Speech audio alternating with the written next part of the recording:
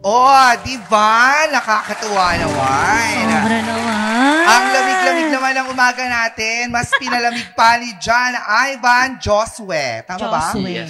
Yes, Josue. Good morning. Nako, gawin nating bloomy, hindi gloomy ha. Ang Monday dito sa Morning Balitaktakan. And ang napakinggan nating kanta ay original composition ni John Ivan, which is entitled Bihag. In English, ano? Capturalization. Wow, ang layo. Ang lapit pero ang haba. Capture.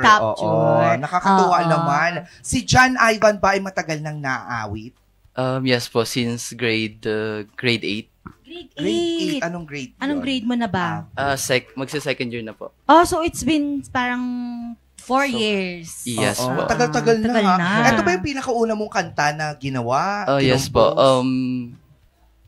Last year, which is biglang pumasok sa akin yung reason na gusto kong gumawa ng kanta kasi dahil sa past na nangyari. And that's the reason why Bihag yung title ng song ko. Cause dahil din sa nasaktan din po ako. Nasaktan ka? Kaya pala. Grabe. So, nabihag ka sa isang pagmamahal na hindi ba natuloy? Natuloy naman. Or, natuloy, pero... Hindi natuloy. Oo, pero... Sige. Dahil po sa toxic relationship. Toxicity. Both sides. So toxic ka din. Yes, at sa minado ka. May iba kasi na toxic na sa relasyon, pero sinisisi lang yung talaga. Yung ibang partner, totoo yan. Perfection to the maximum revelation ko dun sa part na yon. Meron bang kasama pa yung kantang Bihag? Baka naman meron pang siyang kadugtong. Wala na. Wala na po. Wala na. Bihag. And then after that, kulong, charay. May iba pa ba? Yes po, may iba pa po. Ano bang may naiisip ka na bang parang gustong isulat o may naumpisahan ka na? Parang sa akin po kasi is gusto kong i-ano yung kanta ko sa mga friends ko na in love din. So, sa sakit, then papunta sa in love. Oy! Meron ka lang lyrics nun? Still composing po. Still composing pa lang? Yeah. I was pa lang nagawa talaga? Wala pa, yes po. Oo, pero kung sakaling bibigyan mo siya ng tono ngayon, kaya mo na ba? Kumpleto na ba? Oo, hindi pa. Kaya naman po Sige siguro. nga, subukan mo nga. Kahit sa chorus part naman, lang. Oo. Sige, go.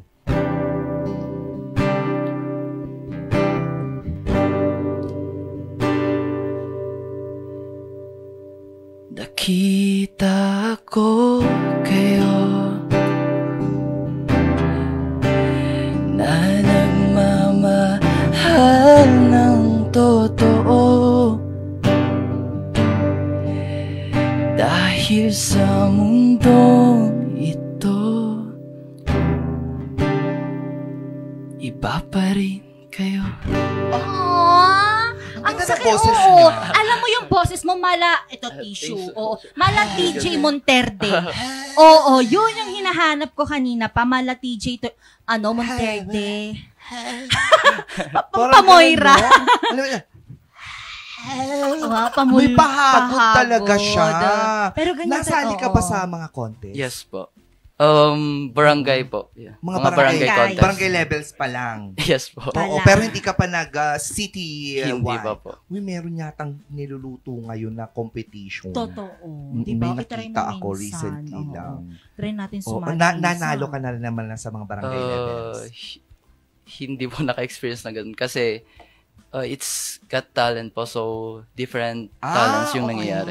Pero ano pa rin, malay natin may mga chances talaga na hindi man tayo nanalo sa una, mananalo naman tayo sa pangalawang salang natin. At saka usually kasi pagdating sa mga Pilipino and let's be honest about this, karamihan ng mga gusto ng mga Pilipino yung mga bumibirit.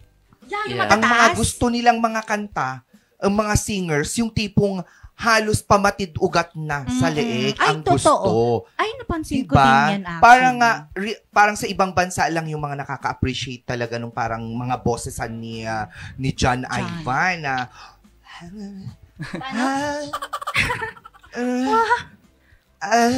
yung gano'n. Palasing na yun Diba? Parang nga, hindi masyado pa diba? Kung tutusin dito sa Pilipinas, parang underground pa lang yung peg niya, pero hindi nila na kikita sa mga singing contest, na yun din dapat yung mga na-promote natin. Totoo. Ang galing mo kung tutusin. Kaya, ano ka lang, makisali ka lang sa mga contest. Malay natin. May plano ka bang magkaroon ng album in the future? Yes naman po, kasi since I was in grade 11, plano ko talaga mag-compose ng song ko na magkaroon din ng sariling album po.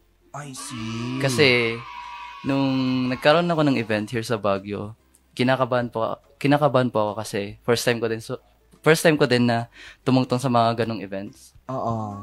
Yes, pero originally, from anong... I'm from Ilocos Sur po. Saan sa Ilocos Sur? Santiago po. Santiago! Malapit lang siya sa Sinait. Kung taga saan naman ako. So, nag-i-Ilocano ka? Yes po. Anong Ilocanong kantang alam mo? Go, kantahin mo. Silapan ka. Ganun ba? Anong alam mo kanta? Agsipot-sipot ka, ganun, hindi. May alam kang kantang Ilocano? Agkeba-keba man da ito Sige nga. Paano yun?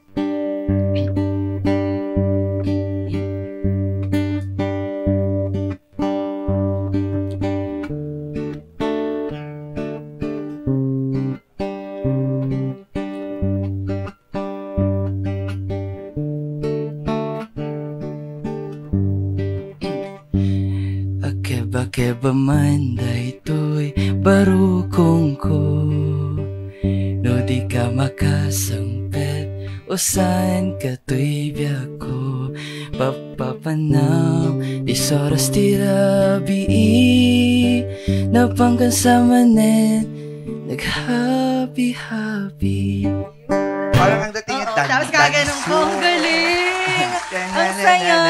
Pwede palang ganong tono. Parang pwedeng ganun to. Kanta talaga yun. Oo nga, pero di ba paano yun? Malively.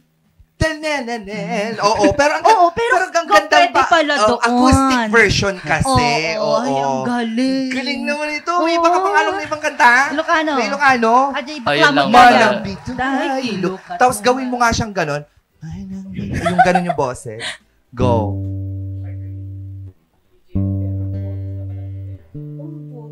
Go.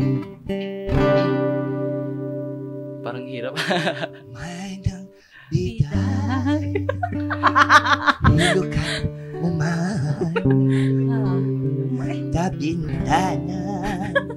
Ikaluktadan. Ganon! Saan ka ba nila mapapakinggan or saan ba nila mapapanood yung mga covers mo ng kanta mo? Sa TikTok po yung marami akong covers na pinost. And sa Facebook naman, siguro our first cover which is the Mahika na mapopost pa lang soon. And yes po.